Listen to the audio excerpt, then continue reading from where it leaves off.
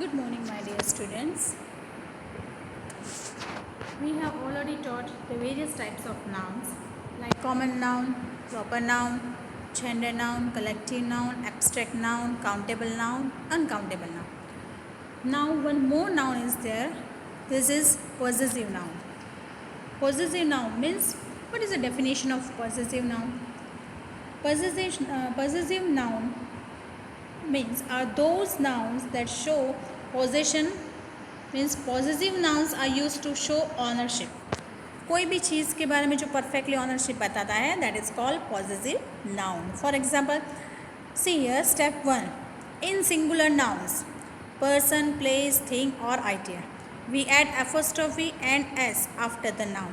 अगर कोई भी लड़के का नाम गर्ल बॉय जगह चीज़ कोई भी कुछ भी है लेकिन अगर वो नाम सिंगुलर है वो चीज़ सिंगुलर में है, ठीक है, तो वो उसमें हम एपोस्ट्रोफी एस लगाते हैं उसको रिप्रेजेंट करने के लिए. ठीक है, जैसे देखो Ron's car is in the garbage, तो car belong to Ron's in the garbage. Now in step 2 in singular noun ending with S we add an apostrophe and S to the noun. देखो अगर कोई भी noun singular में होता है तो apostrophe S से पहले उसका सिंबल आता है. समझ में आया? और अगर कोई भी नाउन प्लूरल फॉर्म में होता है तो एस के बाद एपोस्ट्रोफी हम मेंशन करते हैं. Tom's notebook is living on the table. Notebook of Tom is living on the table. So Tom है वो नाउन है, उसके आगे हमको एस लगाना है, वो भी एपोस्ट्रोफी, और नोटबुक है वो भी नाउन है. लेकिन जो नोटबुक है वो सिंगुलर नाउन है तो हम टॉम्स के पहले एस लगाएंगे. एस के पहले हम एपोस्ट्रोफी का सिंबल लगाएंगे. Now show contractions of words aren't, can't, couldn't, didn't, must not, haven't, were, wouldn't, won't. It's raining outside. I will be there. I haven't means have not. I haven't meet him before. Now step 3 में क्या है देखो, in singular nouns ending with s followed by a word starting with s we just add an apostrophe to the noun. This is to avoid a hissing sound. Tejas school is in Malavyanagar. Suhas sister is a teacher. Now in plural form ending with s we add apostrophe after s.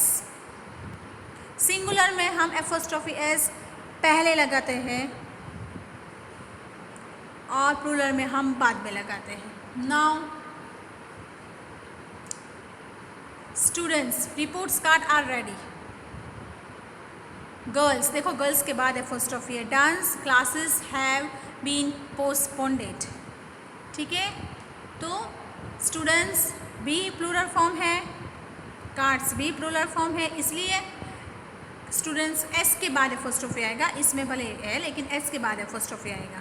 फिर second sentence में girls are also in plural form and classes are also in plural form. So S के बाजू में apostrophe आएगा. अगर एक चीज़ होती singular चीज़ में नाउन होता तो हम एस के पहले एपोस्ट्रोफी का सिंबल लगाते, लेकिन यहाँ पे सब चीज़ प्लूरल फॉर्म में है तो हम एस के बाद एपोस्ट्रोफी का सिंबल लगाएंगे. ठीक है. Now in step 5 in irregular plurals nouns means man children we add apostrophe and S to show position. देखो चिल्ड्रन क्लोथ्स आर एक्सपेंसिव, तो clothes of children are expensive, तो clothes are also in plural form, children's are also in plural form, so उसके पहले लगाएंगे. ठीक है. Now people's mindset needs to be changed. Mindset of people needs to be changed. ये जो man है children है ये प्लूरल फॉर्म में है लेकिन इरेगुलर प्लूरल है, प्लूरल फॉर्म में है. अभी आपका क्वेश्चन ये होगा कि ये भी प्लूरल फॉर्म में है तो एपोस्ट्रोफी क्यों पहले लगाया है प्लूरल फॉर्म में, तो इसके बाद एपोस्ट्रोफी का सिंबल आता है.